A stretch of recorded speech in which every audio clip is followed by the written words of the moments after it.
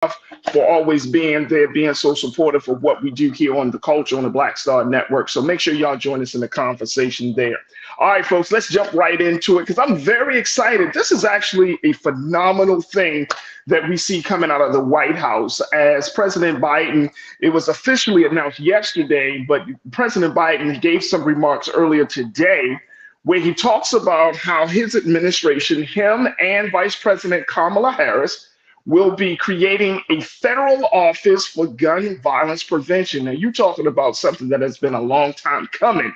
This is one of those things, folks, simply because we know we've talked about it here on this show. It's been talked about all across the country, the prevalence of gun violence in this country, and more importantly, the impact that it has made on families and communities across many generational lines. And so for President Biden and Vice President Kamala Harris to create a space, an office, or something, an institution that will start to not just look at this issue, but start to create provide resources and other things that can help curb this epidemic of gun violence is something that needs to be done. And I'm so happy the president and the vice president decided to move forward using their platforms, using the resources.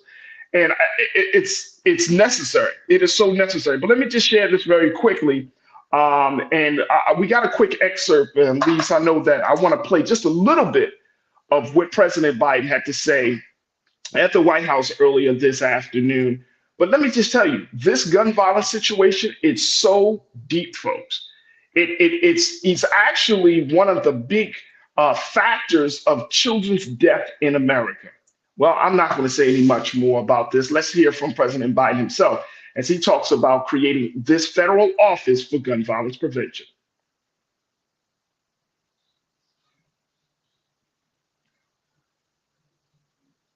We're going to see if we're going to pull that up really, really quickly. I thought I even remotely. There we go. My whole career. Guns are the number one killer of children in America. Guns are the number one killer of children in America, the United States of America. More than car accidents, more than cancer, more than other diseases. In 2023 so far, our country has experienced more than 500 mass shootings and well over 30,000 deaths due to gun violence. It's totally unacceptable. It's not who we are. And we have to act. We have to act now. And let me be very clear. If members of the Congress refuse to act, then we'll need to elect new members of Congress that will act. Democrat or Republican. Look, folks, there comes a point where our voices are so loud, our determination is so clear that our effort can no longer be stopped. We're reaching that point. We've reached that point today, in my view, where the safety of our kids from gun violence is on the ballot. At the end of the day, whether the Democrats or Republicans or all want our families to be safe. We all want to go to school, houses of worship, grocery stores, gyms, malls, movies, without constant anxiety. We all want our kids to have the freedom to learn how to read and write in school instead of duck and cover, for God's sake. And it matters. So let me close with this. Earlier this summer, I was in Connecticut at a summit on gun safety hosted by Senator Murphy.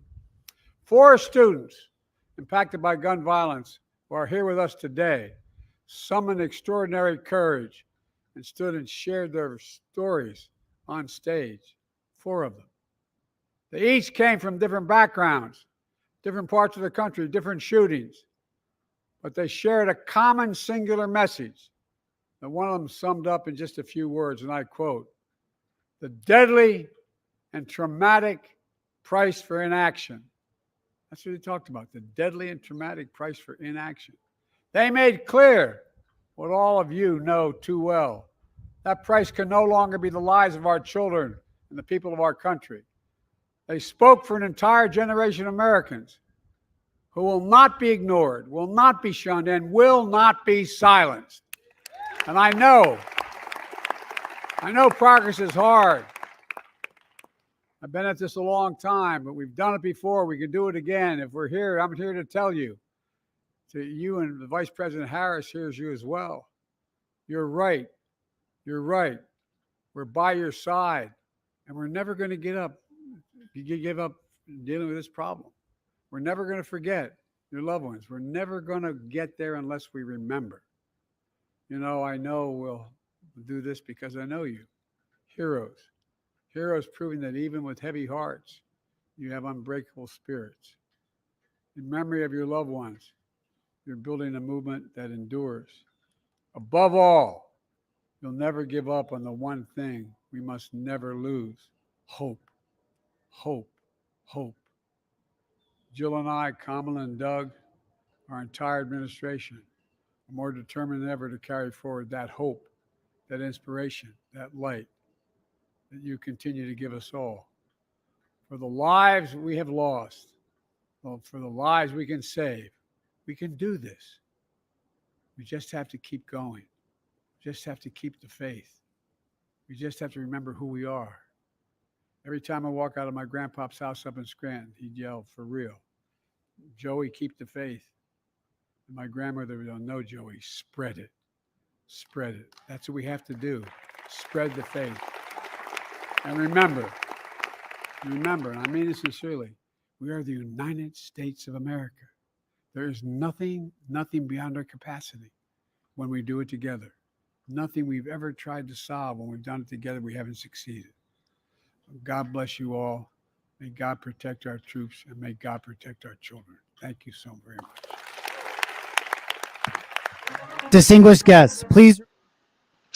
Of course, that was President Biden right there at the White House. Standing next to him, of course, Vice President Kamala Harris, as they move forward in announcing this new initiative to create a federal office for gun violence prevention, the first of its kind, folks. Now, we can talk about a lot of things, but this right here, this hits home. This hits home, and this is so necessary and so important that we are seeing a situation like this even taking place, where the president has opened up an office, putting some money, putting some resources behind it. Again, Vice President Kamala Harris will be leading the way with the mission and vision for this new office. There are also going to be a few policy advisors, of course. But one of the things that, as you heard President Biden talks about, is that this is going to create a new standard of where we really are. The conversation about gun violence in this country, whether you're Democrat or Republican, if you think that this is a problem, then something is really wrong with you, folks. I got the crew checking in all across the country. Deidre, Tiana, good afternoon. Hey, Tiana. Hey, Cindy. I see you. Thank you so much for checking in. T-Mac M223, you said Trump would have never created anything like this. No. He would not have done that, T-Mac. Thank you so much for checking in. Cindy D, you said it's much needed, but we need real legislation. Well, you got a whole office.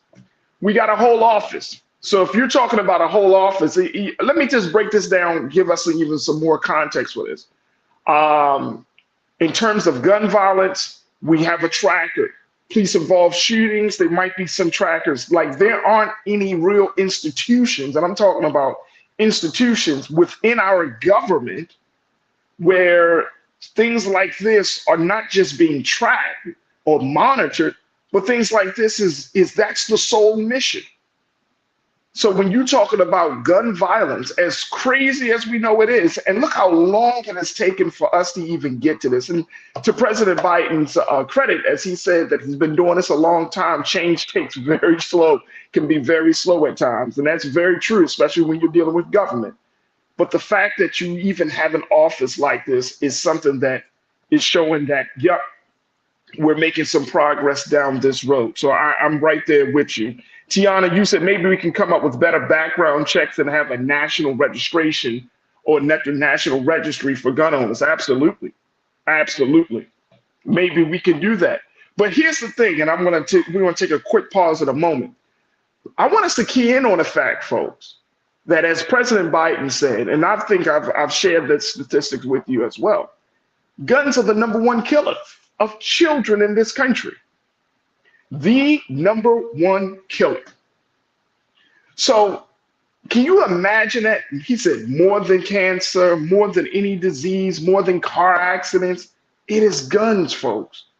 And look at the conversation. Look at the national discussion about gun violence prevention. Look at the national discussion about gun safety and gun laws and gun reform. Look at the national conversation about, the mass shootings that we've had. We have had over 200 mass shootings in this country already. So if you think about the current climate for the talk about guns, where does all of this information go? Where do people go, families whose families, victims and the victims' families whose lives have been wrecked as a result of gun violence? Where do they go to find some refuge? Where do they go to be a part of the conversation to change the dynamic? Now, as you know, I'm always a huge proponent of people power, right? That's not the same as government power. People power is what we do on the ground, the grassroots stuff, right? The direct action stuff. Government power is the institutional, systematic stuff. So, but you do need government power in certain cases. And some people say in all cases, and some people say, no, we can just keep it at. For a situation like this, you need people power and you need government power, right? Because people power go directly to the neighborhoods, go directly to the families, right?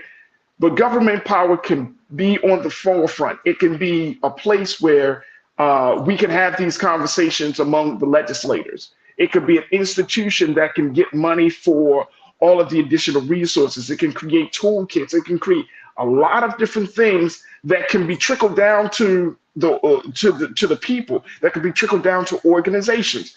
This is what we're talking about for creating a safer place to live, a safer country to be in. So again, I think this is a phenomenal idea.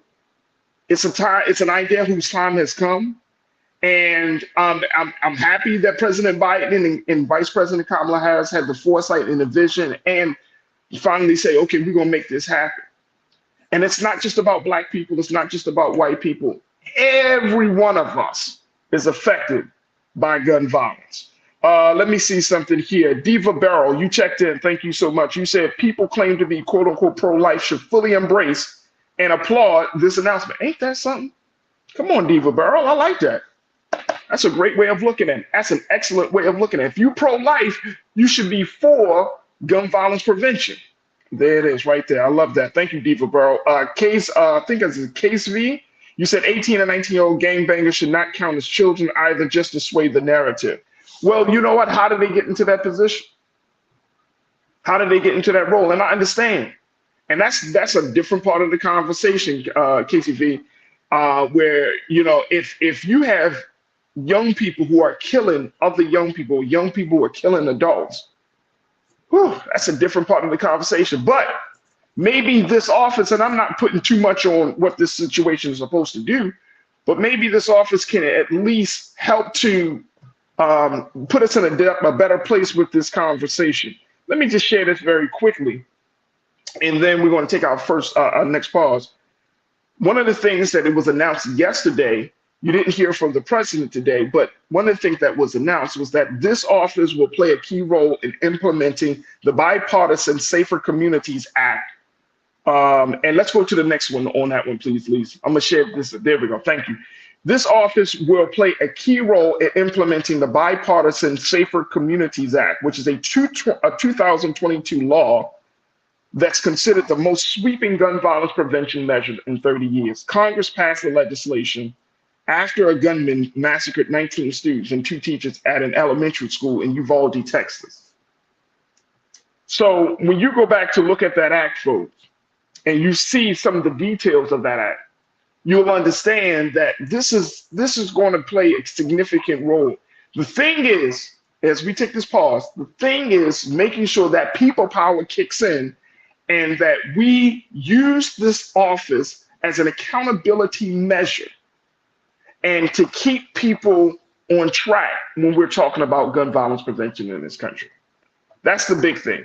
Use this as an accountability measure and to keep people on track for gun violence prevention. Pauline checked in. You said, yes, something has to be done. Gun violence is out of control. in Black communities, white communities, Latino communities. It's everywhere. Absolutely.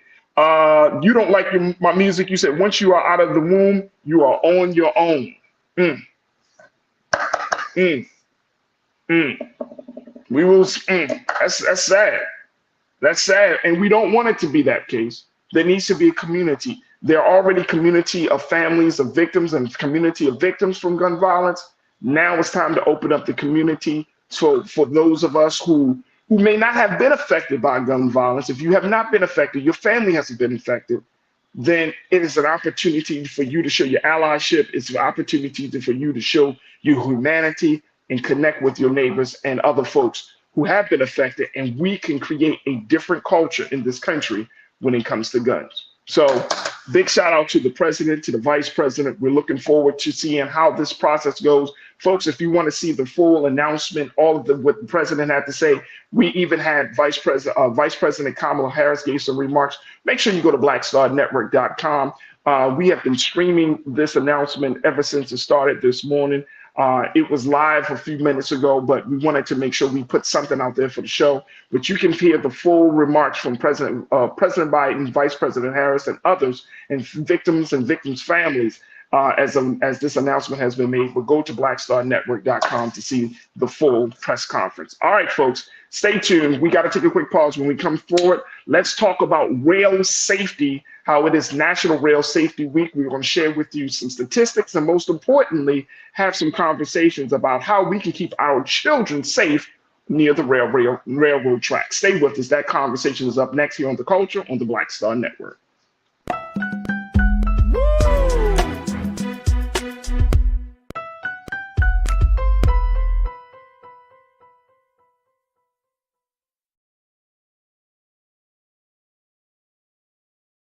On his first day in office, with the country in crisis, President Biden got to work for us. Cutting Black child poverty in half, more money for Black entrepreneurs, millions of new, good-paying jobs. He's lowered the cost of living and prescription drugs. But there's more to do. He gets it because we all deserve dignity, safety, respect, and a chance to do more than just get by, but to get ahead. I'm Joe Biden, and I approve this message. Pull up a chair, take your seat. The Black Tape with me, Dr. Greg Carr, here on the Black Star Network. Every week, we'll take a deeper dive into the world we're living in. Join the conversation only on the Black Star Network.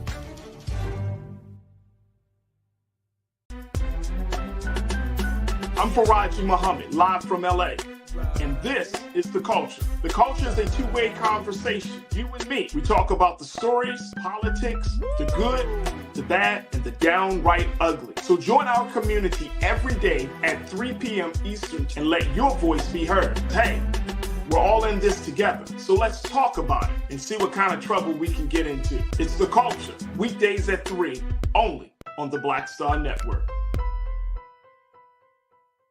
When you talk about blackness and what happens in Black culture, we're about covering these things that matter to us, speaking to our issues and concerns. This is a genuine people-powered movement. There's a lot of stuff that we're not getting. You get it, and you spread the word. We wish to plead our own cause. Too long have others spoken for us. We cannot tell our own story if we can't pay for it. This is about covering us. Invest in Black-owned media. Your dollars matter. We don't have to keep asking them to cover our stuff. So please support us in what we do, folks. We want to hit 2,000 people, $50 this month, raise $100,000. We're behind 100,000, so we want to hit that. Y'all money makes this possible. Check some money orders. Go to P.O. Box 57196, Washington, D.C. 20037-0196. The Cash App is $RM Unfiltered. PayPal is R Martin Unfiltered. Venmo is RM Unfiltered. Zelle is Roland at RolandSMartin.com. Folks, Black Star Network is here. Oh, no punches! I'm real revolutionary right now. Support this man, Black Media. He makes sure that our stories are told. Thank you for being the voice of Black America, Roland. I love y'all. All momentum we have now We have to keep this going. The video looks phenomenal. See, this difference between Black Star Network and Black-owned media and something like CNN. You can't be Black-owned media and be scared. It's time to be smart. Bring your eyeballs home. You dig?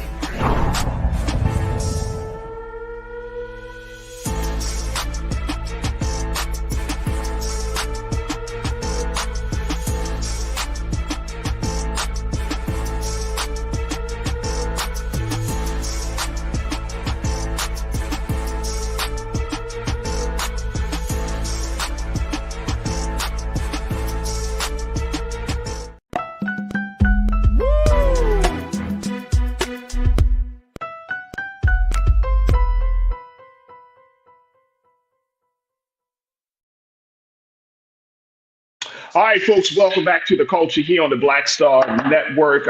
We just had just a little update, a big update, really, about what President Biden and Vice President Harris have embarked upon on keeping children safe in this country with the creation of a federal gun violence prevention office in the government. So that is major, but we're going to continue to stay on the theme of keeping children safe. And that's the thing that that's the mission that my next guest is all about, with she's doing the work of Safe Kids worldwide.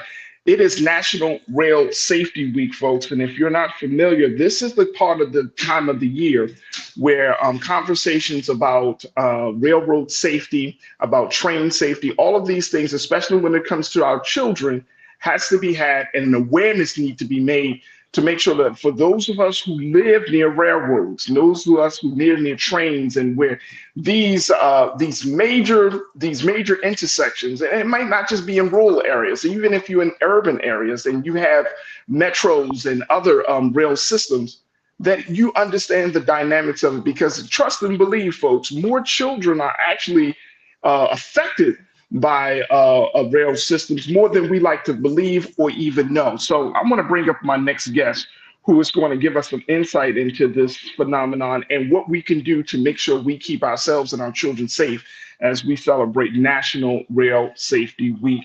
My next guest, she's a program director for Safe Kids Worldwide, and we'd like to welcome her to the culture here on the Black Star Network, our sister Shoshana McNaught. Am I saying that correctly? I want to make sure. Am I saying that correctly? You did get it right. Good job. Okay, all right. All right, awesome. Because I know how people do my name. They be like, first, he, Mohammed. No, you did it the first time. So thank you. I appreciate that. I know what you mean. So thank you. Thank you. Sister Shoshana, let's talk about this as we talk about National Rail Safety Week. Why is this important? I mean, you're a Black woman, but we do not have a conversation about Rail Safety Week. It is not, and you know what? And the reason that we wanted to have a conversation is because it is a part of the culture. Right. It should be at the forefront of the culture. But why should we talk about it, especially for Black Americans? Yeah, no, thank you so much, and I really appreciate you having me on, and I applaud you for raising and talking about this issue and highlighting it this week. As you mentioned, it's National Rail Safety Week, so we're working with our partners at Union Pacific to share information and raise awareness about this issue this week. And as you mentioned, most people, even people who live around train tracks, don't realize how big of an issue it is. It's sort of like blurred into the background, but it's an issue because it impacts families, it impacts communities. I'll get to the statistics in a second, but I just want people to think about, when a child dies, it's not just the parents or the caregivers that are impacted. It's the extended family, it's the community, it's the church family. And also on the flip side, if a child is hit by a train and an engineer, was conducting that train, that engineer is impacted as well. His or her family is impacted, their community is impacted. So it's something that impacts families and communities. So it's important for us to talk about this issue. And most people don't even know that every 2 days, a child between the age of 0 to 19 is hit by a train or is in a train collision. So it's happening, and it's happening in our communities. Absolutely. And that is astonishing, astonishing statistic to know that it's happening that often. You're working for Safe Kids Worldwide, so y'all are making sure that children stay safe on a number of different spaces. But you did put out a report to talk a little bit about this, and I want to just glean something from that report, some statistics, some data that was mentioned. Lise, let's put this one up here, please. It said that between 2009 and 2019 alone, 826 children died as a result of a rail-related injury, and more than 2,000 children were injured. Trespass incidents make up 65% of these fatalities and 47% of the non-fatal injuries, with teens ages 15 through 19 being the age group most frequently impacted. Okay, Shoshana, let's break this thing down for a little bit. How is this happening? What is not being said to the children and to young people, teenagers, about this?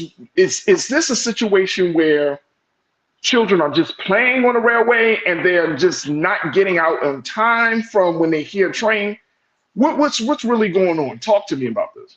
No, yeah, this is something that, as we look at this age group, you mentioned people not hearing the train. That's one of the things that we like to share with people. Trains are not as loud as people think. Some people think about trains and they think about, the old movies when you hear the trains clickety clacking down the track. Like, modern trains aren't as loud as people think. So people think, oh, I can walk around the railway tracks and I'll hear when the train is coming. But that's not always the case. And especially in today's age where we're wearing our headphones or we're on our phone or we're texting, we may be distracted and not paying attention. So, even if you were listening, you're not really listening. But trains are quieter than people think. And also, trespassing is an issue, and people don't realize that they're on private property, and it's not only dangerous, but it's illegal to trespass as well. So we encourage people. One of our biggest tips is to not play around the tracks. A lot of young people think it's cool. People go to take their graduation pictures, prom pictures. They think they want to hang out on a railroad track. They think hanging out by the tracks is cool. And you've not seen there are people. I haven't seen no. I know that people. Look. I know that people hang out on railroad tracks. You know what I'm saying? Like we in the movie Stand By Me, they had the boys playing on the railroad track. But I know that. But I'm just talking about prom pictures. People take their graduation because they have this. Like the trains are. For some people, collectors, they love trains. I mean, trains are cool, but there's this imagery of the artistic photo by the track. Okay. You see where I'm going. Yeah. Okay. It's not a good idea. It's not a good idea. Another thing, one of the statistics we like to share as well is that trains are a lot bigger than people think. So it's not just on the track. The trains are wider than the track, at least 3 feet on each side. So even if you get across the track, you can still get hit by the train. So trains are quieter. I want listeners to remember this. Trains are quieter than they think. Trains are larger than they think. And just don't be by the track. But the trespassing is a huge issue. It's the hanging out. People also think, they may have a route that they need to go, and it's easier to cut across the track. And so they think it's a shortcut, but also bad idea. So we tell people, even if you think it's a shortcut, it's not worth it. Track tragedies are preventable. And so we want people are preventable. So, it's not a good idea to take the shortcut. You think you might be saving a few minutes, but it may not be worth it. It's never. I like that. I like how y'all put that, track tragedies, and I think that's going to be the hashtag. Should be the hashtag track tragedies, because it sticks. One of our great crew members, Lana, checked in, and she said she worked for Union Pacific, but she also said rail lines only run through the hood and rural communities where we are. Don't go quote unquote across the tracks. I've been hearing. I mean, we all, I think, have been heard that terminology on the other side of the tracks, right? Mm-hmm. But she's saying that rail lines go through the hood and through the rural communities where we are. Is that the case? Is that still the case here in modern day America? I can't speak to exactly where the rail tracks are, but I do know I've heard, and there's that sense of don't go across the tracks because what's on the other side of the tracks. I can't speak to exactly where the tracks are, but I am familiar with that saying, and do know that historically that has been the case. Now, and that might be again, that's also part of the culture when you are growing up around the tracks, and you might be thinking that all rail tracks are safe because that is part of the culture in which you grew up in. Janelle, my sister, she checked in. She said, I know that here in Eastern North Carolina, they have the train so long that when they stop on the tracks, they make everyone late, especially the kids trying to cross to get to school. Can you speak to that? Yeah, that is an issue. And we know one of the statistics that we had in our report as well, we talk about more kids are hurt in the hours immediately after school. So dismissal time or after school activities. And again, this goes back to that concept of, yes, there's the backup. And so people may be trying to cut through the train or go under the train. And it's not because you don't know when the train is going to move. It's never safe to try to beat the, so from a driver perspective, people may try to beat the train because they're thinking, this train is going to be here for a while. And so if I get held up, I'm going to be late. So let me try to beat the train. That's also a bad idea. And then you have sometimes kids, teenagers, even adults trying to cut through because there is that backup. So that is an issue. And I know our partners at Union Pacific, that is something that they are working to reduce and eliminate because, that we know that is a concern. That is a huge concern. Let me just share and I want to get your take on this as well, Shoshana.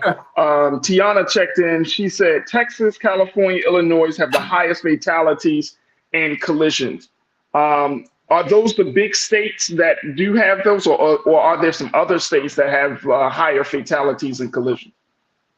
I would have to look at the numbers, but I do know that those three are big states. They have a lot of tracks in those states. I can't give you the ranking. I don't have them in order. I do have the numbers by state, but I don't have them in order. But those are, I agree with Tiana that those are big major states that have lots of tracks.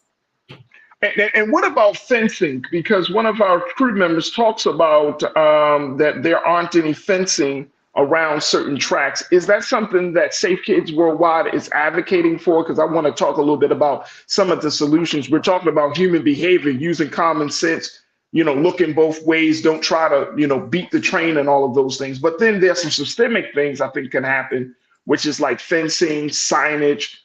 Talk to us about the effort that Safe Kids Worldwide is having on that front. Sure. So from a Safe Kids perspective, we are more on the education side of things. So education and raising awareness. Okay. So we have, we've worked with Union Pacific to create a Clifford and the Railroad Crossing book. That's a book that's available. It's a free resource. You can go to our Rail Safety Hub to get this book.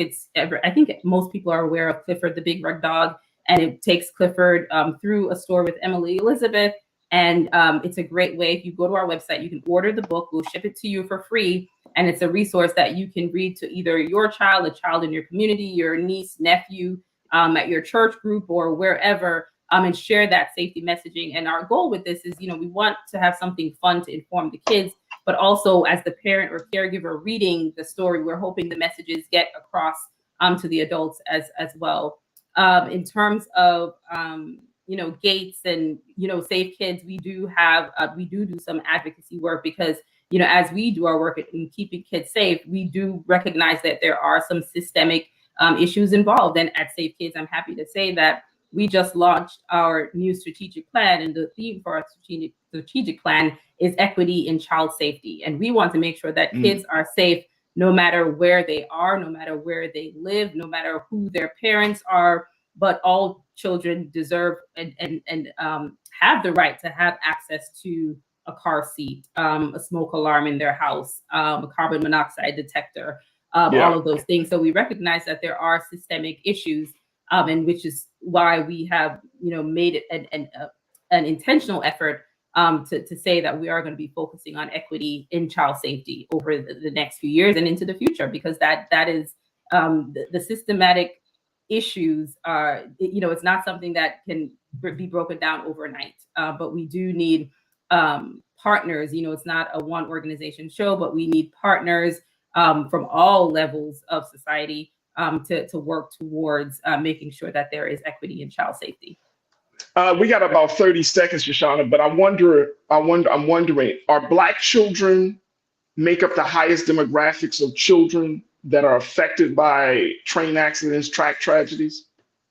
You know, that is a great question. And I was trying to find that out before I came on. And unfortunately, the data that we look at from the Federal Railroad Administration, the data set actually does not include a variable for race and ethnicity. So I wasn't able to pull that information for you. So I'm not able to be specific on that. And Well, you know what? I appreciate you for saying that and not just throwing out a bunch of BS. Throwing out some stuff and we be like, oh, okay. I mean, I'm glad that you like, hey, we don't know yet. But, it might be interesting just for us, and it might be an advocacy point down the road where you ask the question like, can we get some more detailed information about the deaths? Are we talking about Black children, white children, Latinos? Like, who are we talking about here? Because I think that also will speak to the strategies that to use of awareness and prevention. So I think that's a great point. But I appreciate you for being honest about that. We're going to have to take a quick pause, but I do want to put out your website for Safe Kids Worldwide, because y'all are working on a number of fronts, not just dealing with rail safety and track tragedy. What's the website, Shoshana? Yes, our website is safekids.org. So that's SAFEKIDS.org. And as you mentioned, we work on a host of issues. So this week is Rail Safety Week. This week is also Child Passenger Safety Week. So we encourage everyone to buckle up every time, every ride. And if you have a young one, make sure they're in the correct car seat for their age, weight, and height. We work on drowning prevention, safe sleep, pedestrian safety, bicycle safety, making sure our kids are wearing helmets. In our community, we want to make sure we see our kids in helmets. So we work on a host of issues. So please go to our website, safekids.org. And let me just tell you, Shoshana, I'm in Los Angeles. I've seen people drive with children in the front seat, no seatbelt, piled up in the back. Oh, it's crazy. And you know what I mean? You want to say something, you want to be like, man, put your child in the damn seat, man. Like, you really, because you like, anything can happen. And sometimes in some of these places, I don't know how about any other place, but in LA, people can't drive like that. Woo! Can I just throw one thing in there? I'm glad you mentioned that, because one of the things, this goes for rail safety and child passenger safety. Modeling your behavior. As adults, we have to model the behavior. We have to wear our seatbelts. If we want our kids, I have a toddler, I need to wear my seatbelt. So he sees me. Oh, he's in the back seat. He's seeing everything I do. So he sees me wearing my seatbelt, and that becomes normal and a part of his, thinking. Same thing for rail safety. Model the behavior. Talk to your kids about rail safety, and it's a combination. So you got to practice what you preach. There it is. Sister Shoshana, I truly appreciate your time with us today, giving us some insight and some recommendations on how we can celebrate National Rail Safety Week. A lot of my Culture Crew members who are checking in, who are saying that this has been an issue for years. And so they're happy to at least see that it has been brought to the forefront the way we have just had it today. So I appreciate you, sister. Thank you so much for keeping our children safe. And more importantly, thank you for being so good for the culture, Shoshana. Thank you. No, thank you. And I appreciate you having me. Have a great rest of the day. Thank you. Thank you to your listeners as well. Thank you. All right, folks, we got to take a quick pause. When we come forward, it is National Hispanic Heritage Month, and we want to talk about how we could celebrate Afro Latinos. And I'm going to have that conversation up next. Stay with us. It's The Culture here on the Black Star Network.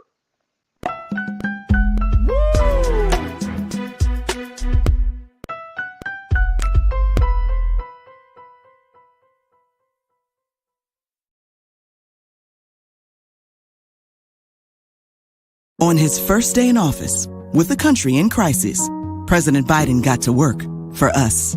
Cutting Black child poverty in half, more money for Black entrepreneurs, millions of new, good-paying jobs. He's lowered the cost of living and prescription drugs. But there's more to do. He gets it because we all deserve dignity, safety, respect, and a chance to do more than just get by, but to get ahead. I'm Joe Biden, and I approve this message. When you talk about blackness and what happens in black culture, we're about covering these things that matter to us, speaking to our issues and concerns. This is a genuine people-powered movement. There's a lot of stuff that we're not getting. You get it, and you spread the word. We wish to plead our own cause. Too long have others spoken for us. We cannot tell our own story if we can't pay for it. This is about covering us. Invest in black-owned media. Your dollars matter. We don't have to keep asking them to cover our stuff. So please support us in what we do, folks. We want to hit 2,000 people, $50 this month, raise $100,000. We're behind 100,000, so we want to hit that. Y'all money makes this possible. Checks and money orders go to P.O. Box 57196, Washington, D.C. 20037-0196. The Cash App is $RM Unfiltered. PayPal is R Martin Unfiltered. Venmo is RM Unfiltered. Zelle is Roland at RolandSMartin.com.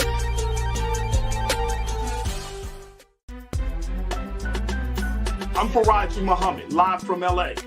And this is The Culture. The Culture is a two-way conversation. You and me. We talk about the stories, politics, the good, the bad, and the downright ugly. So join our community every day at 3 p.m. Eastern and let your voice be heard. Hey, we're all in this together. So let's talk about it and see what kind of trouble we can get into. It's The Culture. Weekdays at 3, only on the Black Star Network. Folks, Black Star Network is here. Oh, no punches! I'm real revolutionary right now. Support this man, Black Media. He makes sure that our stories are told.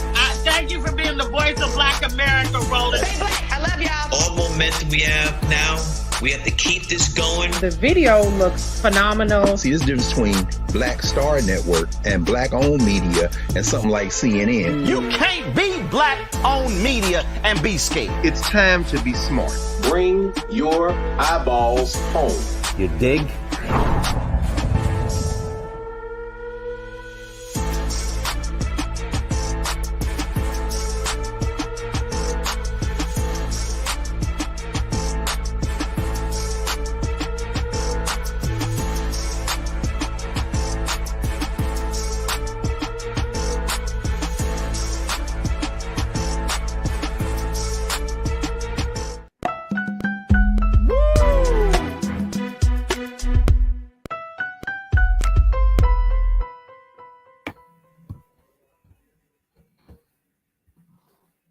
All right, folks, welcome back to The Culture here on the Black Star Network. I'm your host, Farajii Muhammad. Thank you so much for tuning in. If you missed the first half of the show, folks, make sure you take a look at it. Go back to our website at blackstarnetwork.com. Be a part of Team Replay. In the first half of the show, we talked a little bit about President Biden and Vice President Harris announcing the creation of a federal office for gun violence prevention.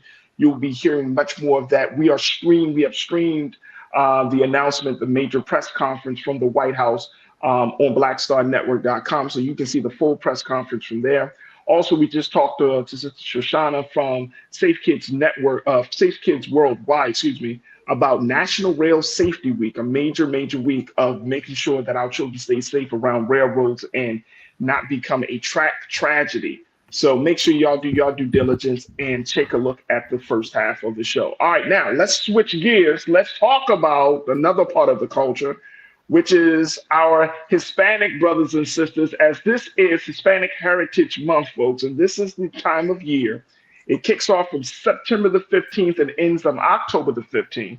But this is the time of year we start to look at the great contributions to the culture and other parts of our life and our experience here in America that Hispanic people have brought to the table. But this year, there's a greater in Latinos.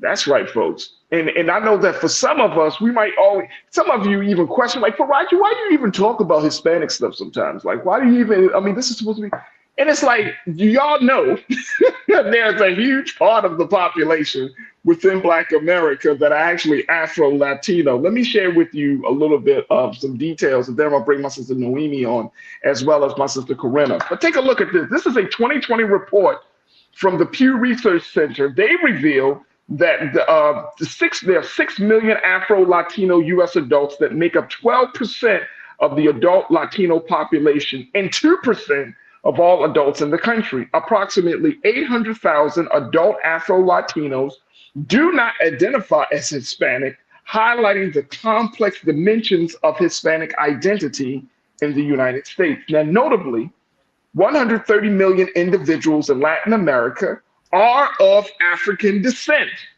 demonstrating the significant impact of Afro-Latino culture on the region. About 15 times more enslaved Africans were transported to Portuguese and Spanish colonies in the Americas than to the United States. This comes out of the Hilltop, which is the official newspaper of Howard University, because they just had their celebration for Afro-Latinos just a couple of days ago at the start of Hispanic Heritage Month. So why not celebrate that part of the culture? Why not celebrate those folks who are part of us? Don't understand it. First, let me welcome our culture crew member for the day, Corinna Denise, checking in. As always, she's a college advisor and activist, and one of our great culture crew members. Corinna, good to connect with you once again. How you feeling this afternoon? Hey, peace. Happy Friday. Hey, Farajii. Happy Friday. So really quickly, before we bring Sister Noemi on very quickly around this, Hispanic Heritage Month, celebrating Afro-Latinos. You're down in Florida. You also, spent some time in New York. How big of this is this? How major is this celebration, and why should this be significant for Black folks who are not a part of the Afro-Latino community? Why should they celebrate? Why should we celebrate? Yeah, well, it's a part of who we are as a people, right? Black people are so multifaceted, right? We always say that we're not monolithic, but yes, we have a huge demographic within the Latino Hispanic community. My mother is from a Central American country, Belize. Which has always been a very diverse country. I mean, you have Panama, you have Dominican Republic. If you travel to these places, you will see a lot of people who look just like me and you, Farajii. But, I think we might not see it as much sometimes, depending on where we are in parts of the United States or the cities. A lot of folks tend to think, when you think Latina, you might see someone who looks like J-Lo, for example. But when you go abroad, that is all you see. And to your point, talking about the Portuguese and the Spanish, they were the biggest, right, in the transatlantic slave trade. So if you were to travel to like Brazil, to Portugal, you would see so many Black people, right? And, arguably, people have even mentioned, can we even really consider Hispanic to be a race or Latino to be a race, right? Because it's very, very dominant. One of the schools I worked in as a college counselor, we pretty much straight up had all Black kids. Even the Latino kids, majority of them, except for maybe a handful, were Black Latino kids. So it's more common than you think, especially if you go up in New York City, go uptown, go to Washington Heights and stuff, you're going to see all the Black Latinos, Black Puerto Ricans. They are everywhere. For me, myself, again, since my mom's from Belize, that's something I always tussle with. I'm like, I guess depending on how you would define it, I could classify myself as a Latina, although we've always been Black and we got so many mixtures in my family alone. But yes, Black Latinos are here. They are everywhere. Mexico, you name it. So it's not uncommon. And I hope that with Hispanic Heritage Month, which has been around for a while, and with this particular awareness about celebrating specifically Afro-Latinos, it will bring more awareness, right? And we won't look at this as something that is uncommon, because it's very common. And, I think we need to normalize that. There are Black Latino people. Absolutely. Absolutely. I want to bring in my sister Noemi Perez, who serves as a political strategist and president of Eco Diversity. And we're going to take a quick remark from her, and then we got to take another pause. But Sister Noemi, thank you again for joining us in this conversation with me and Corinna. How you feeling this afternoon? I'm well, and I'm going to ditto what Corinna just said. You're doing it because it has to be done. There's a void in it, right? Even in Washington, D.C., for congressional activities, we see CBC activities, congressional Hispanic activities, but where does the Afro Latino or Afro Latine fit into the puzzle? It's sort of pick and choose depending on who you are and where you feel more comfortable. So if you have to be that mold breaker, be that, do that, and set the tone. Absolutely. And thank you for doing this. No, and it just doesn't make sense. And to Corinna's point, it's like you got all of this. You got all these two communities, Latino community, the Black community. Like we live hand in hand with one another, even here in LA. It's like we grew up under the same conditions. We have been unfortunately oppressed by the same systems. Yeah. But then there's still this big differentiation. And so when it comes down to the celebrating, some people really push back on this, Noemi. And I don't understand. I'm thinking to myself, like, bruh, if you knew Black history, you would understand that this is a part of our history. We're all a part of the same history. And let me just say, the 5 countries that kicked off Latino or Hispanic Heritage Month, right, are all Central American. Honduras, Guatemala, El Salvador have actual huge Afro-Latino populations. Honduras basically is home to the Garifuna. They are largely concentrated either in Los Angeles or New York. Okay, businesses very heavily populated, Spanish speaking. There is a Garifuna museum in Los Angeles. Look into them, learn, right? If anything, it's an opportunity. This month is an opportunity to be Black, right? And look into and support Black-owned Latino businesses that in this case are Afro-Latinos, or to learn a little bit more. And, Corina, thank you for bringing up the Belizean side and the Panamanian side of the equation, right? Because those two countries have both an English colonized component and a Spanish colonized component. And depending on which side of the bar you're on, depends on where you lean in on identifying. So thank you for that. Absolutely. We got to take a quick pause, but I want to get to a comment, Corinna and Sister Noemi, that my sister Pretty Brown Mimi brought up. She said, Pretty Brown Mimi 726, you made a powerful statement. You said a lot of Hispanic people don't acknowledge their African heritage. I want us to talk about that to see why that is the case. And more importantly, how do we break down that wall to make sure that that heritage is a part of the larger conversation. Folks, we're just getting started as we're talking about celebrating Afro-Latinos for Hispanic Heritage Month. Join us in the conversation. We're streaming live on YouTube. You can go on Roland Martin's YouTube page, jump into the chat, and be a part of the culture crew for the day. Folks, stay with us. We still got a lot to talk about here on The Culture of the Black Star Network.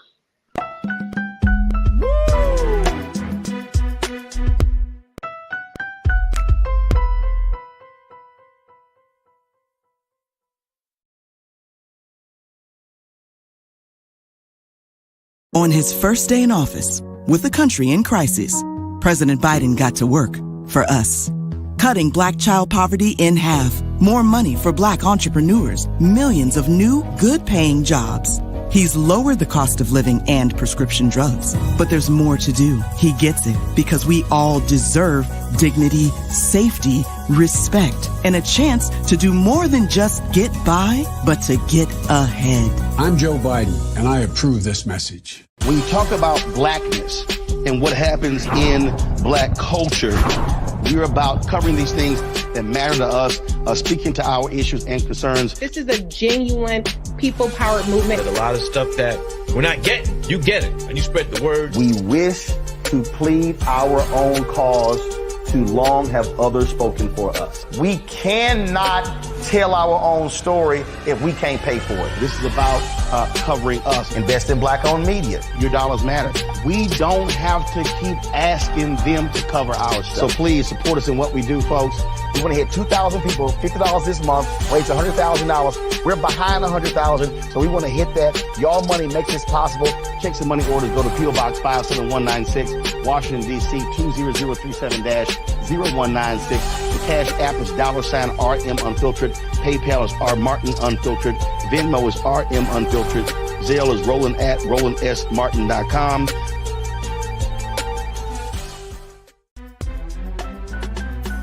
Farajii Muhammad, live from LA. And this is The Culture. The Culture is a two-way conversation. You and me. We talk about the stories, politics, the good, the bad, and the downright ugly. So join our community every day at 3 p.m. Eastern and let your voice be heard. Hey, we're all in this together. So let's talk about it and see what kind of trouble we can get into. It's The Culture, weekdays at 3, only on the Black Star Network. Folks, Black Star Network is here. Oh, no punches! I'm real revolutionary right now. Support this man, Black Media. He makes sure that our stories are told. Thank you for being the voice of Black America, Roland. Stay black. I love y'all. All momentum we have now, we have to keep this going. The video looks phenomenal. See, this difference between Black Star Network and Black-owned media and something like CNN. You can't be Black-owned media and be scared. It's time to be smart. Bring your eyeballs home. You dig?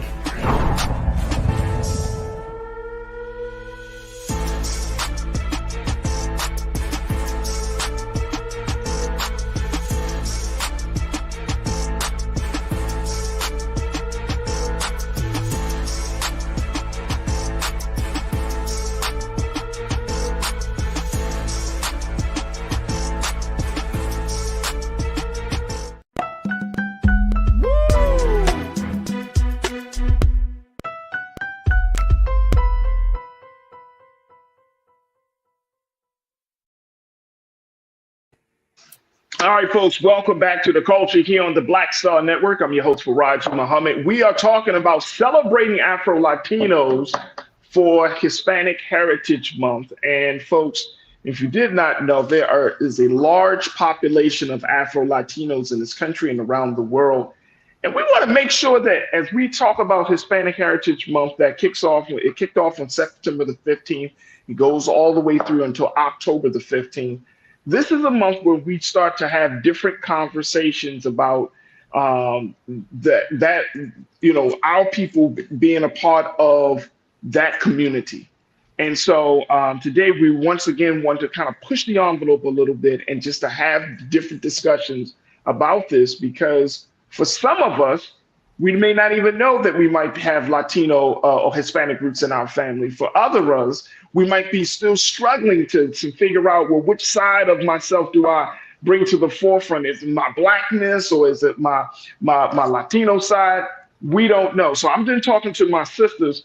First, we got Corinna Denise, who is her family and her people. She's from Belize. So she's dealing with, she says she struggles with it, but culture crew member Corinna Denise, who is a college advisor and activist. And then I also got my sister Noemi Perez, who is a political strategist who's been working on this front with the Obama administration and other spaces. And she also serves as the president of Eco Diversity. So I want to get back to what Pretty Brown Mimi said on this, Sister Noemi, and then Corinna, I would love to get your take on this, where she made this point.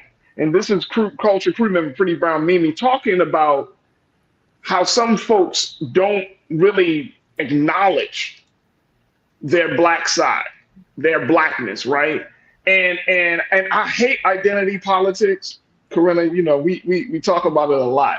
I hate identity politics because I think it puts people in a box rather than giving people the opportunity to fully express themselves. But for the purpose of this conversation, why is that existing?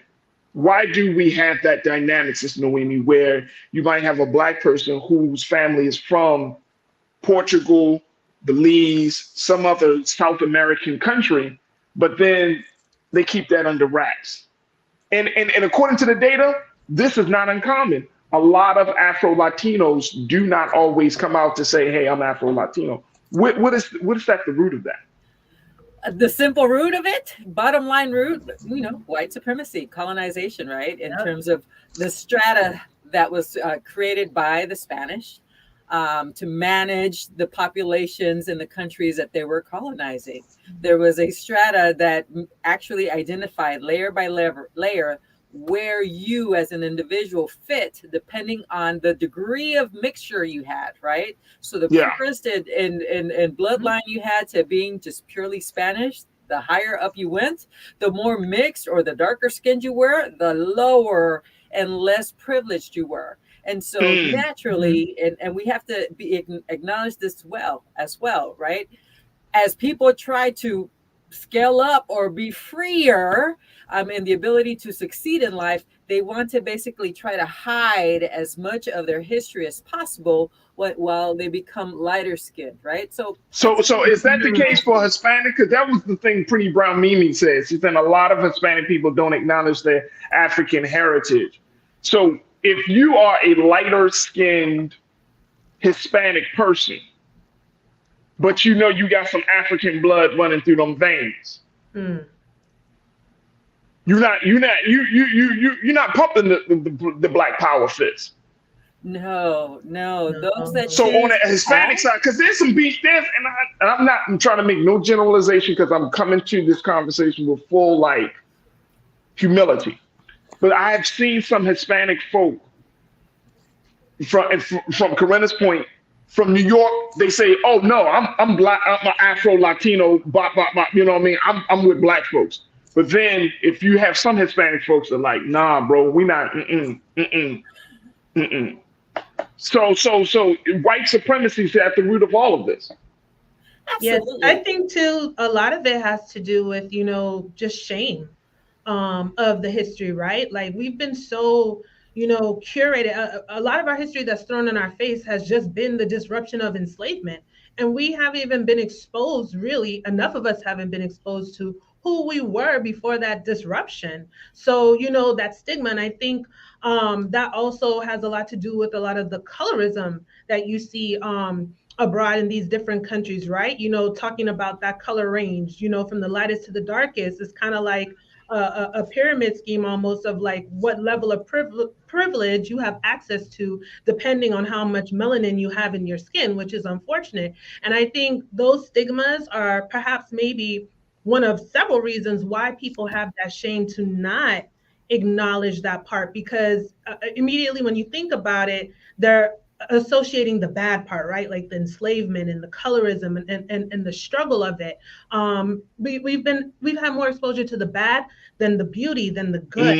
I think that's perhaps maybe why some folks are reserved. I think a lot of it too is just simply ignorance, right, to our history. We don't know our whole history as a people, and hopefully now we're going to learn more about it and understand that the blood of Africa, it runs almost everywhere, right? It's there. And a major part of it, unfortunately, is because of that disruption of enslavement. It didn't start in the Americas, and we were kind of like dispersed everywhere.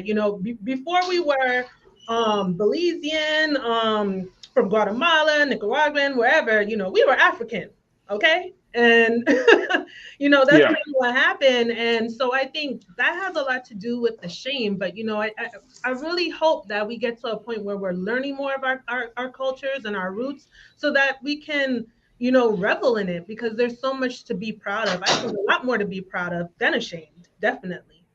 Yeah. So it makes me think of Cardi B.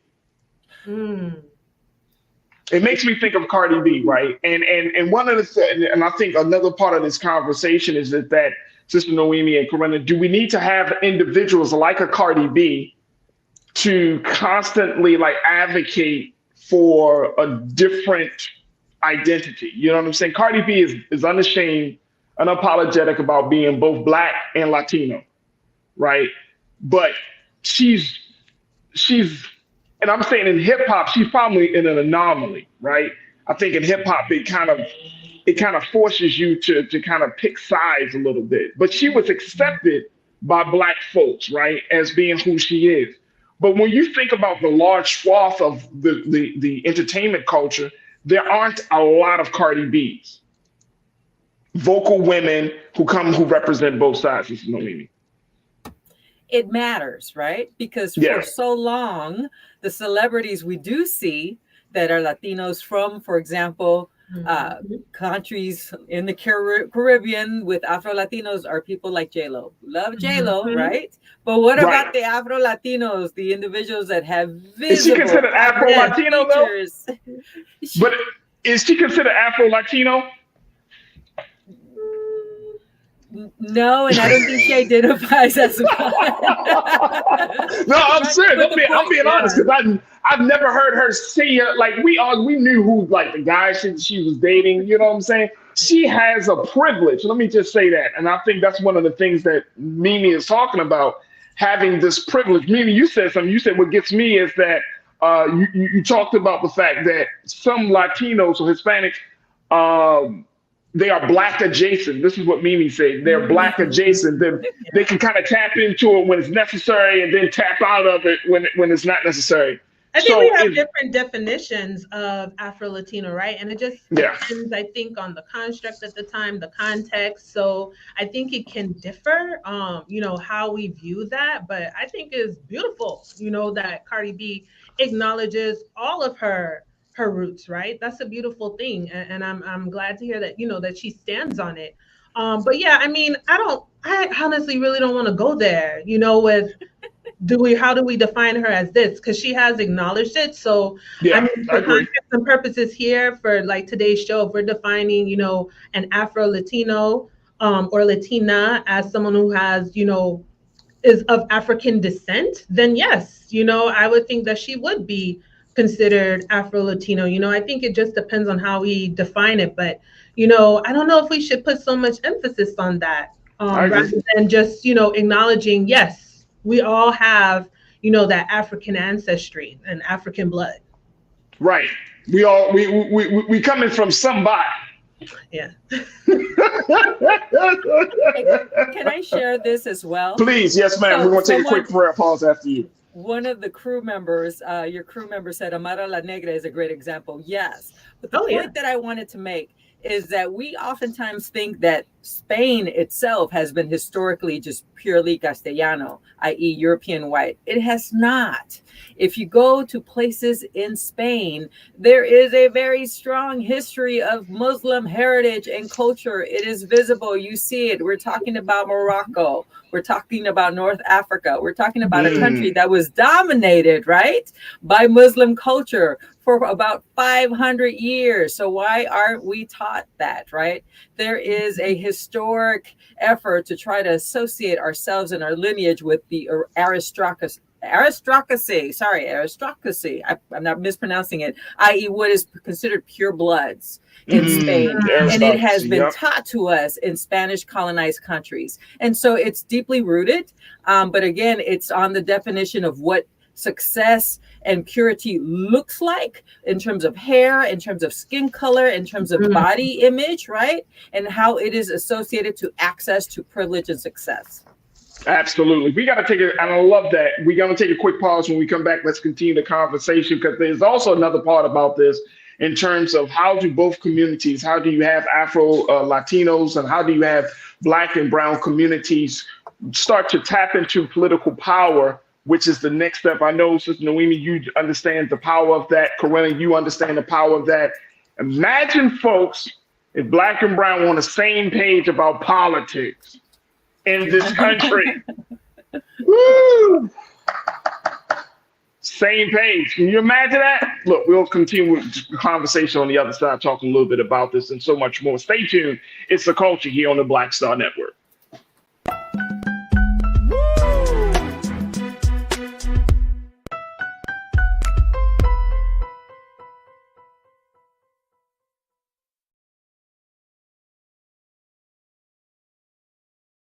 President Biden has delivered for Black America. More funding for Black entrepreneurs. Millions of new good-paying jobs. He's lowering the cost of medications and the cost of living. Joe Biden is delivering for us, and that's the facts. When you talk about Blackness and what happens in Black culture, we're about covering these things that matter to us, speaking to our issues and concerns. This is a genuine people-powered movement. There's a lot of stuff that we're not getting. You get it, and you spread the word. We wish to plead our own cause too long have others spoken for us. We cannot tell our own story if we can't pay for it. This is about covering us. Invest in black-owned media. Your dollars matter. We don't have to keep asking them to cover our stuff. So please support us in what we do, folks. We want to hit 2,000 people, $50 this month, raise $100,000. We're behind 100,000, so we want to hit that. Y'all money makes this possible. Checks and money orders go to PO Box 57196, Washington, D.C. 20037-0196. The Cash App is $RM Unfiltered. PayPal is R Martin Unfiltered. Venmo is RM Unfiltered. Zelle is roland@rolandsmartin.com.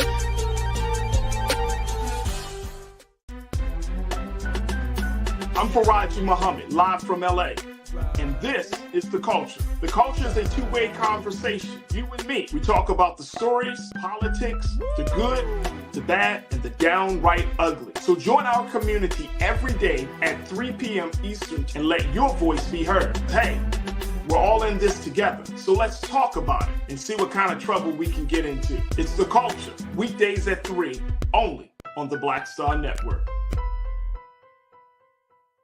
Folks, Black Star Network is here. Oh, no punching! I'm real revolutionary right now. Support this man, Black Media. He makes sure that our stories are told. Thank you for being the voice of Black America, Roland. I love y'all. All momentum we have now, we have to keep this going. The video looks phenomenal. See, this difference between Black Star Network and black-owned media and something like CNN. You can't be black-owned media and be scared. It's time to be smart. Bring your eyeballs home. You dig?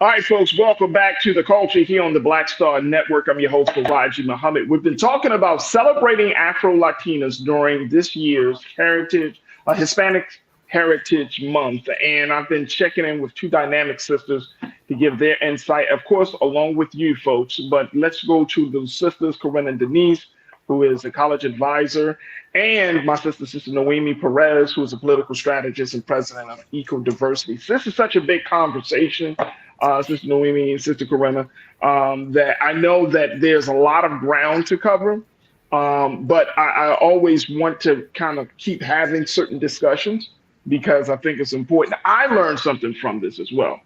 So I'm a little selfish in having this conversation. I'm like, yeah, I want to know more about this. So y'all gonna just have to if you don't want to hear it, turn it off. But I want to learn. What I did not know as we talk about this, and I wanted to have this part of the conversation about politics, but what I did not know is that there is a Congressional Hispanic Caucus Institute, the CHCI. Yes. They hosted their 46th annual awards gala and 2023 leadership conference that just ended yesterday. They were hosting it all this week. So we've often been talking about the CBC, the Congressional Black Caucus, having their conference as it is right now. But we didn't mention the fact that you got this Congressional Hispanic Caucus Institute. Sister Noemi, talk to us a little bit about the work of this institute and why it's important for us to even have the conversation. Say, hey, CHCI and the CBC are meeting at the same, during the same week. Absolutely. The Congressional Hispanic Caucus and the Congressional Black Caucus have their legislative weeks during the same time. So people like me that get to dib and dab, we go to visit the CBC when we want to, CHC when we want to, right? But nowhere is there an in-between. So keep being a disruptor. But part of that history, right, is that disconnectivity. Historically, the Congressional Hispanic Caucus was comprised largely of Mexican Americans. That is part of the history of the United States. Over time, though, we have seen more Afro Latinos elected into congressional offices, right? From Florida, from Brooklyn. One of your listeners keeps mentioning Brooklyn. Absolutely. They're there. Are they members and overlapping into the Congressional Black Caucus? I don't know yet. Right? It's part of that connection piece that is the disruption that you're helping with. So keep doing what you're doing. So why? And I mean, I think that's crazy. So you got, I mean, I think that's crazy. You have the Congressional Hispanic Caucus, the Congressional Black Caucus, and you mean to tell me, Corinna, that there aren't any merging activities or events for these two? And you have millions upon millions of Afro-Latinos here in the United States of America. And maybe, I don't know why, am I sounding crazy? The political power that could come from both caucuses, from both groups of congressional leaders. Come on. Yeah. I'm a little guy on a totem pole. And nobody has been like, hey, you know what? Let's bring these groups together because we got more things in common than we do differences. And their power in numbers, right? And I think you raise a great question. You know, why isn't there more of a coming together? And unfortunately, I'm going to circle back. I think it has a lot to do with white supremacy. You know, these divisions that have caused us to separate from each other. You know, we can do that effortlessly, right? You know, stay divided, but it's almost like a struggle or a maximum effort for us to actually come together, right? So how do we change that? You know, how do we bring more awareness to the fact that we need to come together? I think this Hispanic Heritage Month, this platform, this conversation we're having right now to expand people's minds to see that, again, we have more in common than we are apart, that, you know, it is pretty much common. It's not uncommon that, you know, Black people who are Latino exist, right? It's a part of our culture and who we are as a people. And I think, again, it's just that social construct where, you know, of race that was pretty much forced upon us, that we've kind of segregated into these different groups, right? But yeah, I raised the same question, and I honestly don't have an answer. I'd have to go do some research to see how, and maybe they have. Is that we don't know about it? You know, maybe our sis can speak to it a little bit. You know, why these two caucuses, if they come together, if that's has been a discussion, you know, enlighten us, please, because I think let me share. The new vice chair of the Congressional Hispanic Caucus is Afro Latino. He's Dominican American. He is from Brooklyn. He is one of those, you know, disruptors, like we would like to call it, right? Where he's raising the visibility of Afro Latinos within the Congressional Hispanic Caucus, including the legislative issues of Afro Latinos. And yes, to Lisa's point in the chat, Maxwell Alejandro Frost is from Florida, and he's Cuban, right? Cuban American, but very visibly and very proudly Afro Latinos. So there is a movement afoot, if you will. And I think it's those disruptors that need to move and shake around those issues. But goodness gracious, Brother Farajii Muhammad, wouldn't it be great for the culture to host a panel during this week, right? On the topic. That's how you do it. That is how you do it. That is how you do it. Continue being a disruptor. I've got you. Yes. All right, so so, you know, not to go into deep, you know what, we're gonna have a separate conversation. I hope so. we're gonna have to have a separate conversation. And this is going, and look, if y'all knew, trust me, I got a big announcement to give next week, and for the culture. And if y'all understood like where my mind is going on this, y'all would see. I mean, and this is all due seriousness. Like, I'm a newbie in this space in terms of having these conversations. So I don't know if I'm quote unquote qualified to have these discussions. But more importantly, I'm just wanting to say, okay, I think there are some differences. I think there's some power there that we're not tapping into at this point. And I think that, you know, we could really move the needle further along. It's just strange, though. This is how deep white supremacy runs, that you got two groups of people who have been systemically and historically oppressed by the American systems meeting during the same damn time. Mm-hmm. You got representatives who are Black folk who are part of both communities.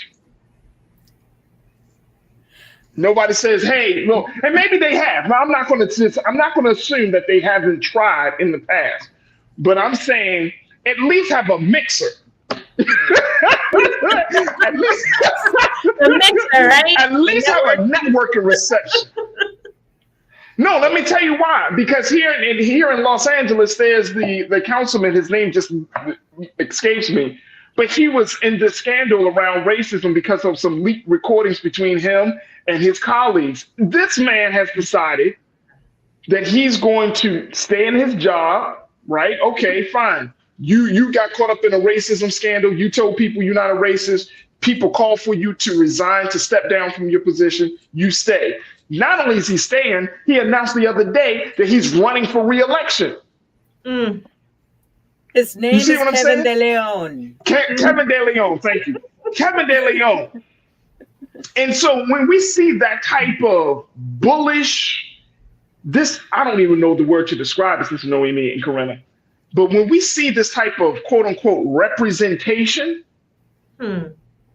then it means that something else needs to be put into place, something new, something different, something fresh.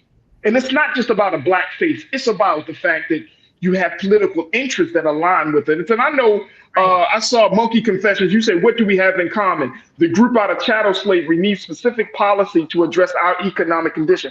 Our condition isn't just economic. Our condition is spiritual, social, educational. It's with the healthcare system. It's not just about money. And yes, we do need to have specific policy conversations about that. But wouldn't it be even greater if we started to at least bridge the gap? Come on, man. No, this ain't rocket science, man. Come on, this ain't rocket science. Yeah, we need to bridge that gap. It's a very wide gap. And we're like waist deep in the gap. And we're just all swimming around in there, hanging out in there. And we need to come together, put on a life jacket, and get up out of this water and do what we need to do.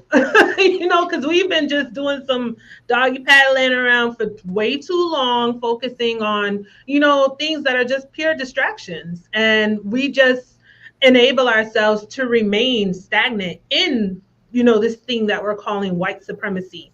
So, you know, we need to move forward out of that. And, you know what, to Monkey Confessions' point, I just want to bring up something because it was mentioned in the chat earlier. You know, I just want to remind folks, you know, since we're on the subject, you know, slavery didn't even begin in the Americas, you know, and I think a lot of folks may not even realize that. You know, I guess one of many reasons could be, you know, here in the USA, the enslavement continued for another, the transatlantic slave trade for another 50 years after it was supposed to have been discontinued. You know, the US was still sneaking in enslaved Africans and bringing them here. But it didn't just start here in the US. So we have blood everywhere. And when we just segregate, you know, ourselves into these groups to not be inclusive of everyone in the diaspora, you know, could that be a reason why, you know, we're not moving ahead as quickly as we would like when it comes to addressing certain, you know, economic issues, social issues, to your point, Farajii, spiritual issues? You know, how long are we going to wait in that rather than just coming collectively together as a people of African? Yeah, absolutely. Look, we got to take another quick pause. When we come back, let's get some final remarks from Sister Noemi, Corinna on this subject. Stay with us. It's The Culture here on the Black Star Network.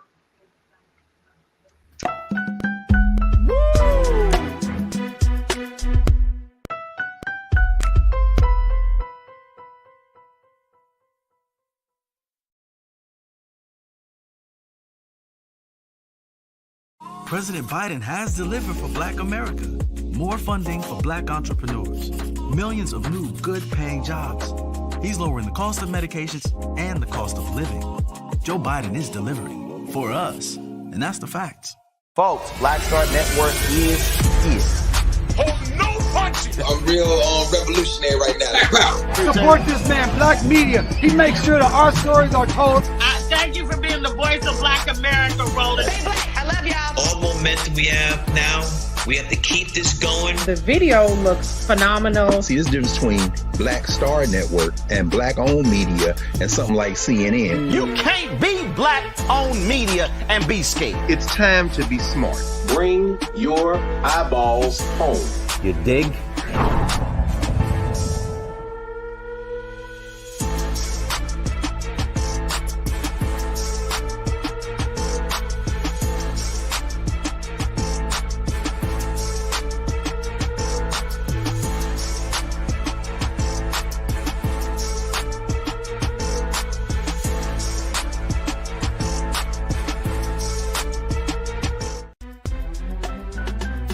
I'm Farajii Muhammad, live from LA. And this is The Culture. The Culture is a two-way conversation. You and me. We talk about the stories, politics, the good, the bad, and the downright ugly. So join our community every day at 3 p.m. Eastern and let your voice be heard. Hey, we're all in this together. So let's talk about it and see what kind of trouble we can get into. It's The Culture, weekdays at 3, only on the Black Star Network. When you talk about blackness and what happens in Black culture, we're about covering these things that matter to us, speaking to our issues and concerns. This is a genuine people-powered movement. There's a lot of stuff that we're not getting. You get it, and you spread the word. We wish to plead our own cause. Too long have others spoken for us. We cannot tell our own story if we can't pay for it. This is about covering us. Invest in Black-owned media. Your dollars matter. We don't have to keep asking them to cover our stuff. So please support us in what we do, folks. We want to hit 2,000 people, $50 this month, raise $100,000. We're behind 100,000, so we want to hit that. Y'all money makes this possible. Check some money orders. Go to P.O. Box 57196, Washington, D.C. 20037-0196. The Cash App is $RM Unfiltered. PayPal is R Martin Unfiltered. Venmo is RM Unfiltered. Zelle is Roland at RolandSMartin.com.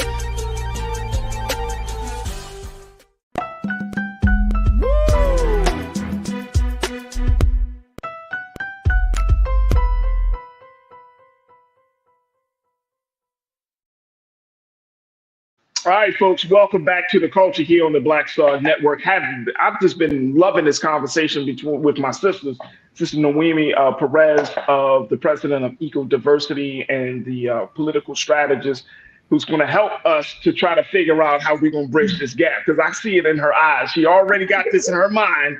This is going to be the platform that we're going to start bridging the gap.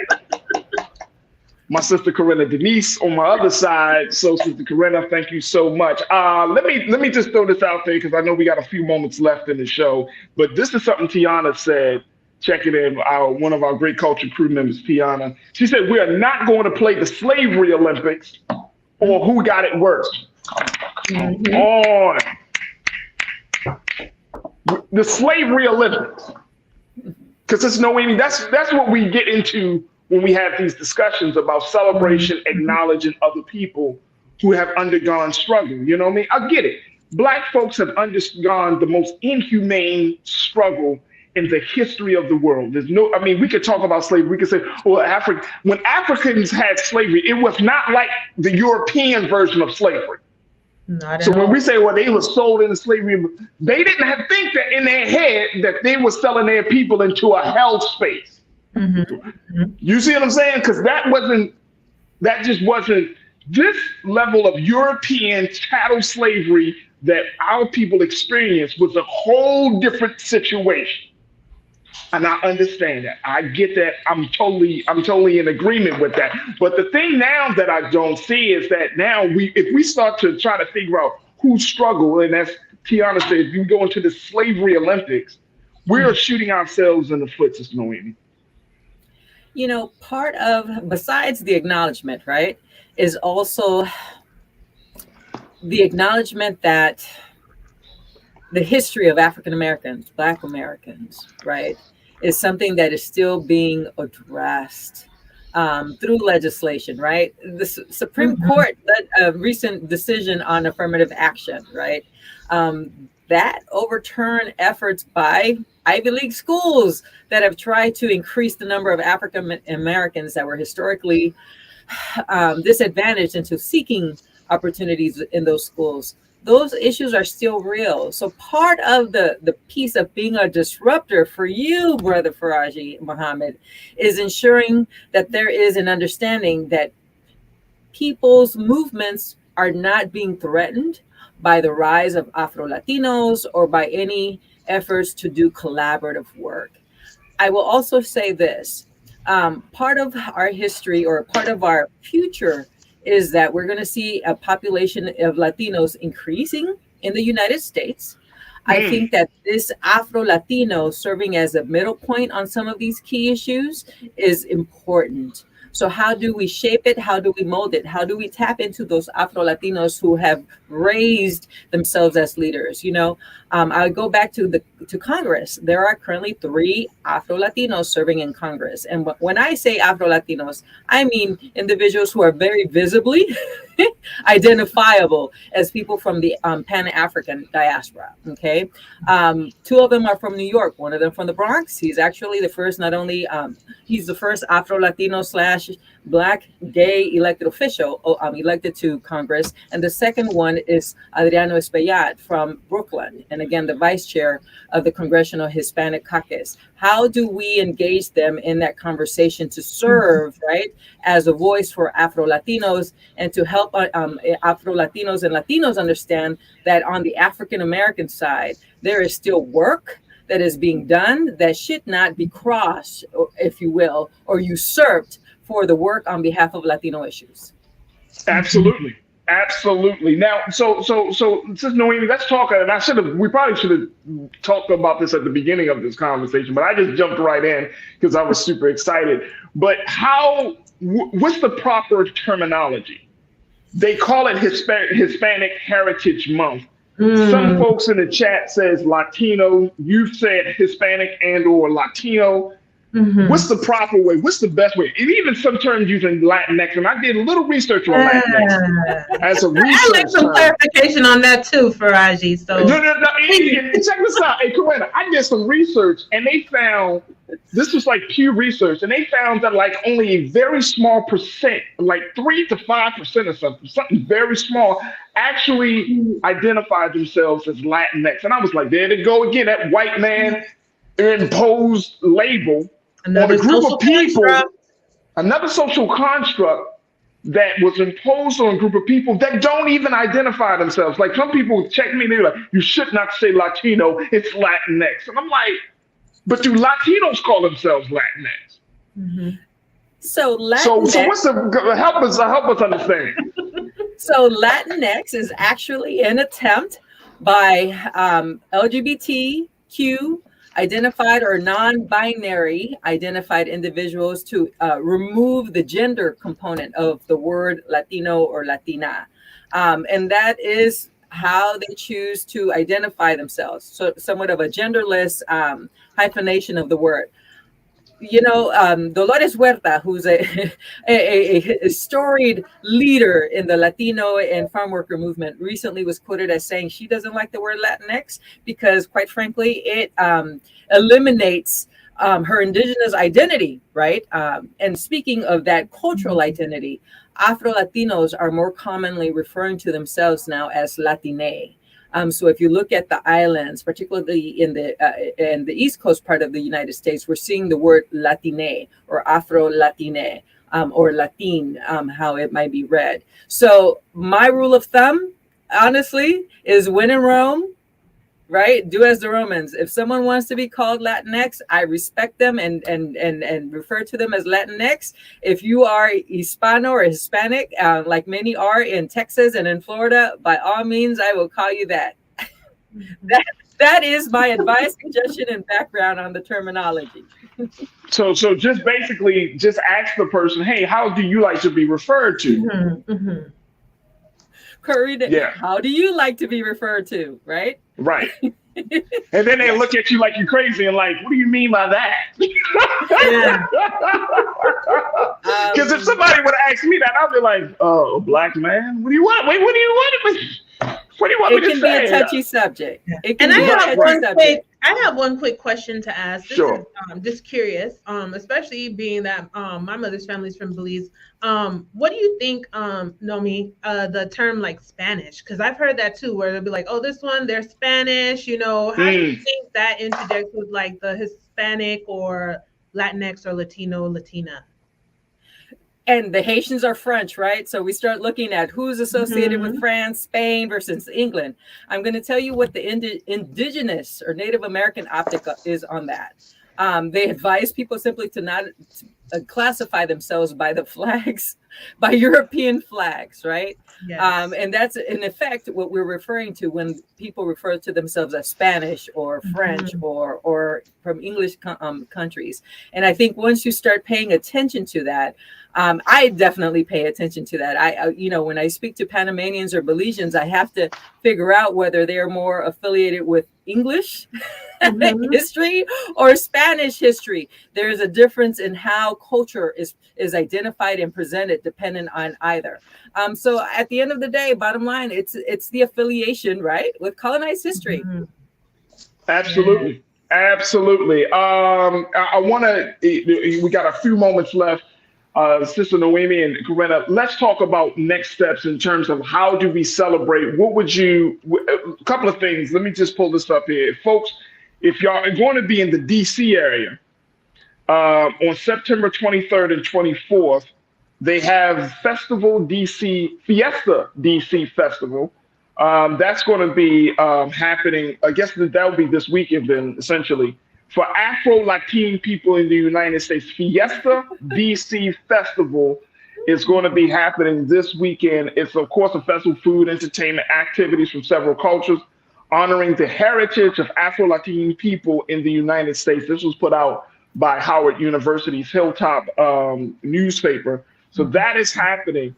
But what are some of the other places or other ways that people can become more informed this month, Sister Noemi and Sister Corinna?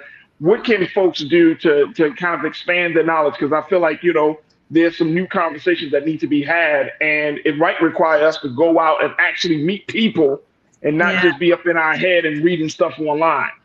I'll just say quickly, if you can, to travel. You'd be surprised, who you encounter and who you see. When you just travel to different countries, like I said, if you travel to like DR, right, Dominican Republic, you're gonna see all these beautiful melanated people. Same in Portugal, same in Brazil, Guatemala, Honduras. Like, if you can, definitely travel. It will give you another perception, right? Because you're gonna see these groups of people there in their element, right? As to where sometimes it looks a little bit different here in the US, depending on where you go or maybe what you're not used to. But yes, it's very common. Like someone brought up the beautiful Amara La Negra earlier, right? Like, I don't know if you guys remember that, I think initial season of Love and Hip Hop she was on, where that was kind of a battle. And there was a producer, if I'm not mistaken, who was questioning like, what, like you're Afro-Latino, like what? Like he was so unfamiliar with seeing someone from Dominican Republic with her complexion, because he just wasn't used to that. But if you travel to DR, you would see that this is a very common thing. So yeah, I would definitely say if you can travel, you're going to see that, like we've been discussing today. This is a natural thing. It's not uncommon. It's just that we've been curated to believe otherwise here in the United States for a plethora of reasons that we've just talked about on today's show. Absolutely. Sister Noemi, what would you say? What can people do as we celebrate Hispanic, Latino Heritage Month? I don't want to get mixed up. So what can folks do? And, to piggyback on the DC festival, right? There's going to be an Afro-Latino festival in Los Angeles later this month. Same thing. We're seeing a rise in Afro-Latino festivals during the month of Latino/Hispanic Heritage Month to do that, to celebrate Afro-Latinidad, Latine. But as I've mentioned before, if you're a foodie, find that Panamanian restaurant, find that Belizean restaurant, right? There in Los Angeles, there are a few, but there are some Afro-Mexicano restaurants. Have you ever had Afro-Mexican food? No. Celebrate them, right? No. Buy Black. Come on, part of what is we're in done the same city. February. Come on, talk to me. Talk to me. Yeah. And if there's one thing we all love, it's that rice. Okay, you're gonna go in any restaurant. I don't know what it is with Caribbean people, but they're gonna pile on that rice. I used to always ask my mom, why do they do that? And she would be like, Corinna, because the meat is the most expensive part of the dinner. But yeah, no matter where you go, they're gonna pile on that rice. Everybody wants rice, y'all. I'm just saying, like, we got that in common. Absolutely. Let's put that out there. Absolutely. I appreciate that. But you said since Noemi, like, they're going to be these festivals, more festivals are popping up for Afro Latinos. Absolutely.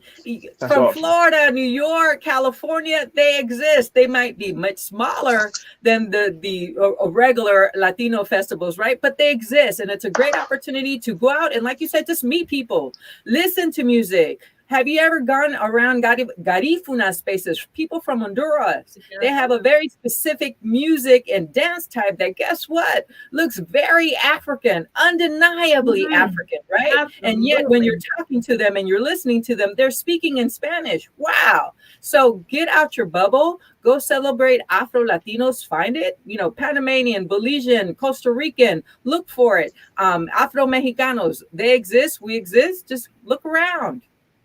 Oh man, I love it. I love it. Hey, this is Noemi. We're gonna have to talk offline because I need you to send me an email. Absolutely. With some places and definitely for some festivals. I would love to check them out. I know we gotta go, but Sister Noemi, you mentioned the Garifuna who are like prevalent throughout Central America. So are you familiar with the punta music? Absolutely, that's what I'm referring to, right? It's called punta music, but when you listen to it, it's heavily influenced by African drums, right? You look at the punta, the dance style, what is it? Yes, it's African dance. Our African roots are foundational in these places, you all. So I think that's the point that we're trying to make. When you hear that beat, even in cumbia and salsa, it is that African beat, that bass, that rhythm. It comes from the motherland.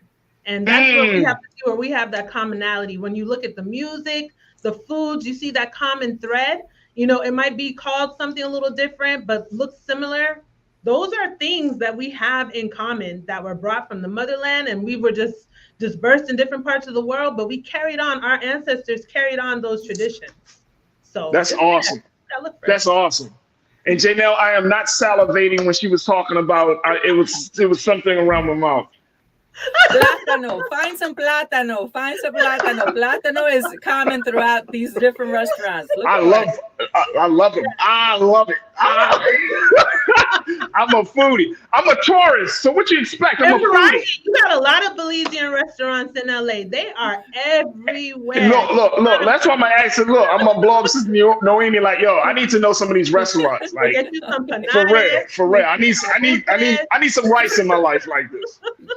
Absolutely. I appreciate y'all so much, sisters, for just talking a little bit about some of the cultural things, but more importantly, the importance of celebrating Hispanic Heritage Month. Even if you're not a part of the Afro-Latino community, the fact is that we can still show our solidarity for our brothers and sisters. But it's hard for me to believe that there aren't more Afro-Latinos because a lot of us just don't know our family history, right? We go to places like Ancestry.com and other places. We may not know. I don't know.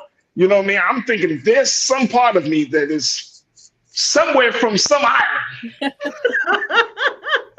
I know. I look at the grain of my hair and all of this stuff. There's something happening there. So I truly appreciate you both. Sister Noemi, thank you so much, sister. And we will certainly reconnect. And I'm serious. We might just need to have a conversation about the political side of tapping into that political power, because that's something I see that happening. And I know that if that happens, the scales of white supremacy will be tipped over in our favor. Tipped over. Be the disruptor, brother from Muhammad. Be the disruptor. I'm telling you, they would definitely be tipped over. Thank you, Sis Noemi, who is a political strategist, chief strategist, and president of Eco Diversity. She's doing some fantastic work in both the political and cultural spaces in LA and all across the country. So thank you again for being a part of the conversation. Thank you. Absolutely. All right, Corinna, you always bringing it. I truly, truly appreciate you, Corinna.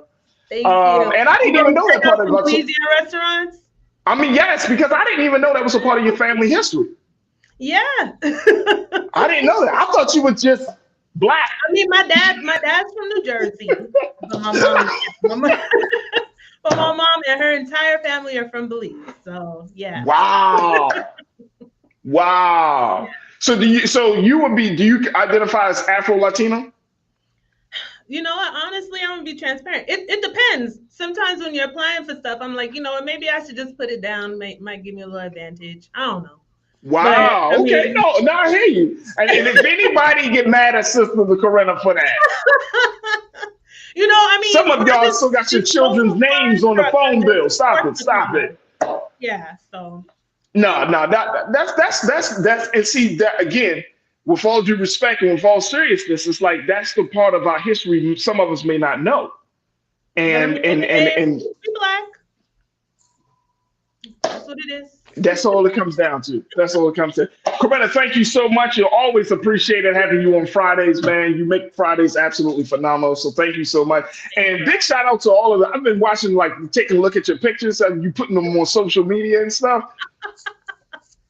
Oh, Corinna be in the caves and stuff, y'all. She be in the caves and on top of pyramids. Oh, and Virgos, it's our last day of the best season of the year. So I hope all of you had the happiest of birthdays. Virgos. Wait a minute, hold on.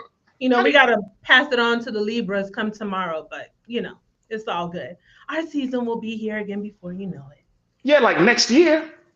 Yeah, but you know, like next year, it's the best season and the most birthdays. Okay, because everybody had happy time around the holidays, and we came along. I don't care. Look, listen, I don't care what nobody else say. There's no other sign that it goes harder than Virgos. Y'all like a gang, and you know I blame it on Beyonce.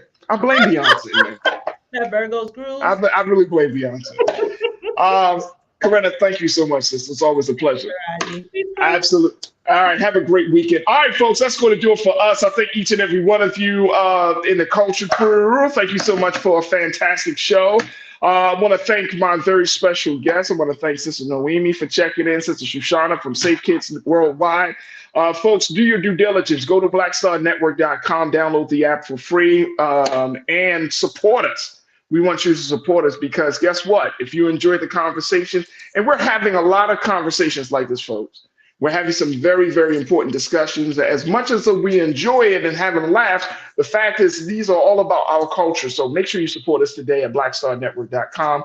Download the app for free. Follow us on social media and support us financially. You can go directly to our website. And I want to just thank all of my fantastic production team, Joel, Shannon, Keenan, my man King Keenan, Lise. Thank you so much. Maddie and Chris, thank you for a phenomenal week. Next week, got a big announcement. Man. We're doing something real big here on the culture. I'm really excited, and I cannot wait to share with you what we're doing and how we're moving forward to push the culture forward in a lot of different ways. So you will see much more, but I want to give you a little something next week so that way we can get the conversation started because October, and it's planning to happen in October, God willing, and October is just around the corner. I got something for y'all. So y'all make sure y'all stay tuned. All right, folks, that's going to do it for me. Up next, of course, is Roland Martin Unfiltered at 6 p.m. As always, never be afraid to challenge what's wrong, stand for what's right while being yourself in the process. God willing, we will talk on Monday for another exciting edition of The Culture right here, only here, exclusively here on the Black Star Network. Have a great weekend. Talk to you soon. Peace.